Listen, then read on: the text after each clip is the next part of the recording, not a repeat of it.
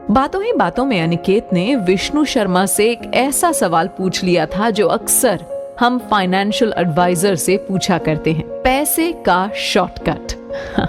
अनिकेत के सवाल पर पहले तो विष्णु शर्मा जी मुस्कुराए, उसके बाद अपने लैपटॉप की विंडो को बंद करते हुए वो अपनी पीठ के पीछे पिलो लगाकर आराम से बैठते हुए बोले, यार अनिकेत, ये आजकल की युवा पीढ़ी को क्या हो गया है। अगर तुमने मेरी सारी किताबें पढ़ी हों तो तुमने एक बात नोटिस की होगी, मैंने हमेशा से शॉर्टकट रास्ते का विरोध किया है। और मैं क्या, दुनिया का हर एक वो व्यक्ति जिसे फाइनेंस की अच्छी समझ है, वो हमेशा शॉर्टकट के रास्ते को अपनाने के लिए मना करता है। अभी विष्णु जी की बातें खत्म नहीं हुई थीं कि अनिकेत बड़ी उत्सुकता से बीच में बोल पड़ा, लेकिन सर, मैंने रिच डैड पुअर डैड किताब पढ़ी थी, जिसमें वो तो शॉर्टकट अपनाने के लिए भी कहते हैं। उनका मानना है कि शॉर्टकट का रास्ता रिस्की होता है, लेकिन बिना रिस्क के लाइफ में अमीर नहीं बना जा सकता है।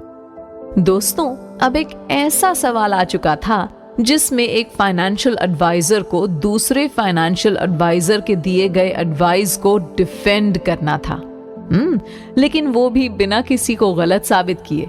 ऐसे में विष्णु शर्मा जी ने अनिकेत को मुस्कुराते हुए क्या जवाब दिया, जरा गौर से सुनिएगा। बिल्कुल सही कहा, बिना रिस्क के तो अमीर नहीं बना जा सकता। हर शॉर्टकट के रास्ते में बहुत ही बड़ा रिस्क है। वहां जीतने के जितने चांसेस हैं, मगर उससे कहीं ज्यादा हारने के चांसेस हैं। हाँ, बहुत सारे फाइनेंशियल एडवाइजर्स के अपने विचार होते हैं। मैं ये नहीं कहता कि आप शॉर्टकट मत अपनाओ, लेकिन शॉर्टकट का रास्ता केवल उन्हें अपनाना चाहिए जिनके पास घूमने के लिए पर्याप्त पूंजी हो, या फिर वो लोग जो शॉर्टकट के द्वारा होने वाले लॉस को आसानी से हैंडल कर सकते हैं। अब इसे तुम एक एग्जाम्पल के तौर पर समझो।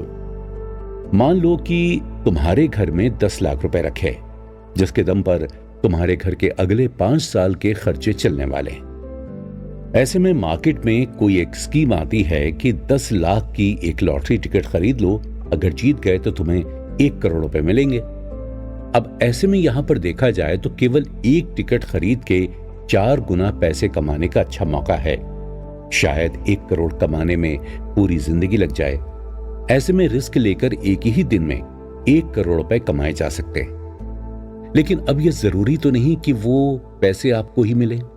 तो ऐसे में केवल उन लोगों का रिस्क लेने के लिए कहा जाता है जिनके पास एक्स्ट्रा पैसे हों, जिसे गंवाने पर भी उनका कुछ खास नुकसान ना हो, ना कि उन्हें रिस्क लेना चाहिए, जिनका नुकसान होने पर उनकी पूरी लाइफ बर्बाद हो सकती है।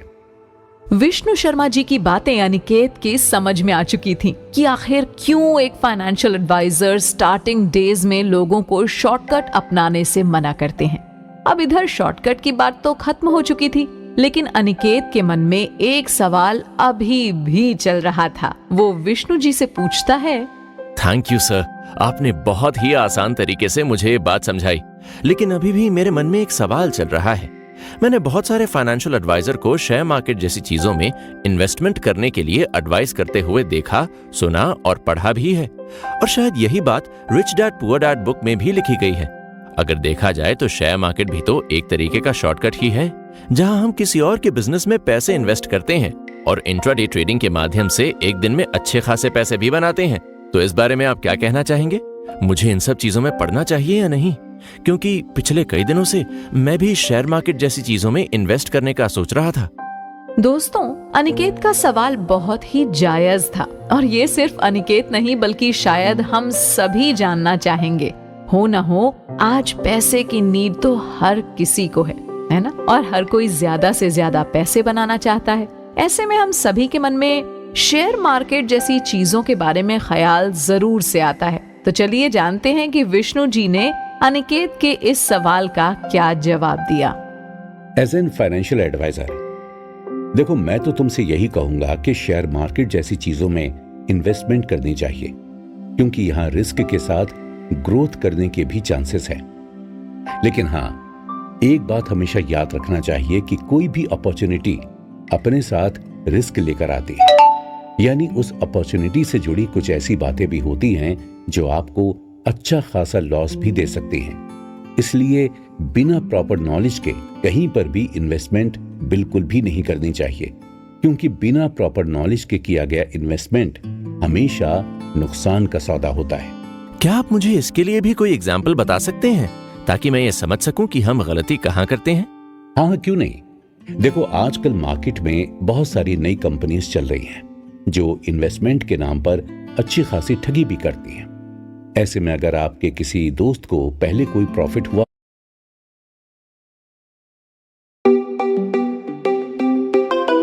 प्रॉपर नॉलेज के इन्वेस्टमेंट करेंगे तो स्वाभाविक है ऐसी जगह पर आपके पैसे डूब सकते हैं।